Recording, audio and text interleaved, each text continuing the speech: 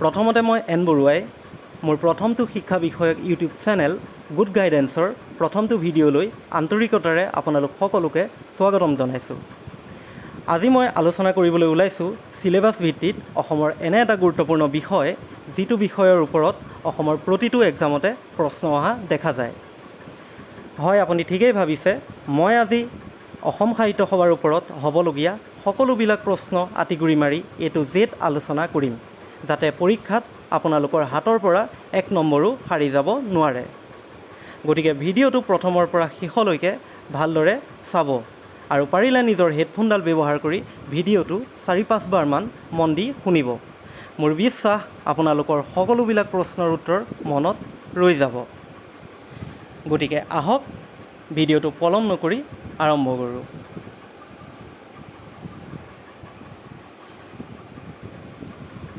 প্ৰথম প্ৰশ্নটো হৈছে অসম সাহিত্য সভা কোনে গঠন কৰিছিলে? আৰু ইয়াৰ উত্তৰ হ'ব গংগা গোবিন্দ ফুকনে। কুৱেশ্যন নম্বৰ 2, অসম সাহিত্য সভা প্ৰথম ক'ত আৰু কেতিয়া অনুষ্ঠিত হৈছিলে? আৰু ইয়াৰ উত্তৰ হ'ব শিৱসাগৰত 1917 চনত।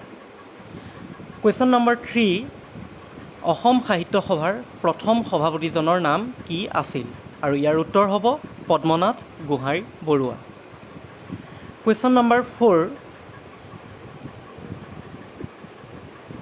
অসম সাহিত্য সভাৰ প্ৰথম সম্পাদকজনৰ নাম কি আছিলে? আৰু ইয়াৰ উত্তৰ হ'ব শৰৎচন্দ্ৰ গোস্বামী। কুৱেশ্যন নম্বৰ 5, অসম সাহিত্য সভাৰ বৰ্তমানৰ সভাপতিজনৰ নাম কি? আৰু ইয়াৰ উত্তৰ হ'ব আমি সকলোৱে জানো কুলধৰ শইকীয়া। শুৱালকুছি অধিৱেশনৰ তেখেত সভাপতি আছিল। কুৱেশ্যন নম্বৰ 6, অসম সাহিত্য সভাৰ বৰ্তমানৰ সম্পাদকজনৰ নাম কি? আৰু ইয়াৰ উত্তৰ হ'ব যাদৱ চন্দ্ৰ শৰ্মা। কুৱেশ্যন নম্বৰ 7, অসম সাহিত্য সভাৰ প্ৰথম নাইবা পুৰণি নাম কি আছিলে? আৰু ইয়াৰ উত্তৰ হ'ব সদৌ আছাম সাহিত্য সন্মিলনী। কুৱেশ্যন নম্বৰ 8, বৰ্তমানৰ অসম সাহিত্য সভা নামটো কিমান চনত কৰা হৈছিলে? আৰু ইয়াৰ উত্তৰ হ'ব 1944 চনত। কুৱেশ্যন নম্বৰ 9, অসম সাহিত্য সভাৰ বৰ্তমানৰ প্ৰতীকটো কোনে আঁকিছিলে? আৰু ইয়াৰ উত্তৰ হ'ব শিল্পী যুগল দাসে। কুৱেশ্যন নম্বৰ 10, এই প্ৰতীকটো কেতিয়া গ্ৰহণ কৰা হৈছিলে? আৰু ইয়াৰ উত্তৰ হ'ব 1960 চনৰ 28 অক্টোবৰত। কুৱেশ্যন নম্বৰ 11, কোন দুটি গীত সভাৰ আৰম্ভণি আৰু শেষৰ গীত হিচাপে গণ্য কৰা হয়? আৰু ইয়াৰ উত্তৰ হ'ব মিত্ৰদেৱ মহন্ত ৰচিত চিৰ চেনেহী মোৰ ভাষা জননী গীতটি সভাৰ আৰম্ভণি গীত আৰু লক্ষ্মীনাথ বেজবৰুৱাৰ অ' মোৰ আপোনাৰ দেশ গীতটি শেষৰ গীত বুলি ধৰা হয়। কুৱেশ্যন নম্বৰ 12, অসম সাহিত্য সভাই প্ৰকাশ কৰা অভিধানখনৰ নাম কি? আৰু ইয়াৰ উত্তৰ হ'ব আমি সকলোৱে জানো চন্দ্ৰকান্ত অভিধান, 1933 চন। কুৱেশ্যন নম্বৰ 13, অসম সাহিত্য সভাৰ মুখপত্ৰখনৰ নাম কি? আৰু ইয়াৰ উত্তৰ হ'ব অসম সাহিত্য সভা পত্ৰিকা। কুৱেশ্যন নম্বৰ 14, অসম সাহিত্য সভাৰ মুখ্য কাৰ্যালয় ক'ত আছে? আৰু ইয়াৰ উত্তৰ হ'ব যোৰহাটত আছে চন্দ্ৰকান্ত ভৱন ইয়াৰ নামটো। আৰু শেষৰটো প্ৰশ্ন কুৱেশ্যন নম্বৰ 15, অসম সাহিত্য সভাৰ প্ৰথমগৰাকী মহিলা সভানেত্ৰীৰ নাম কি?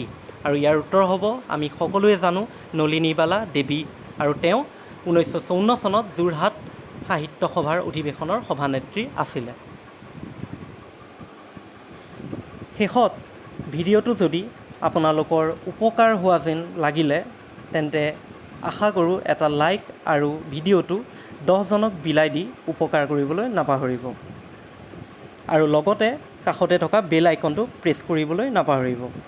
আপোনালোকৰ অলপমান মৰমে মোক পিছৰ এটা গুৰুত্বপূৰ্ণ বিষয়ত ভিডিঅ'টো বনাবলৈ উৎসাহিত কৰিব। গতিকে আজিলৈ এৰিছোঁ। বাই। জয় আই অসম।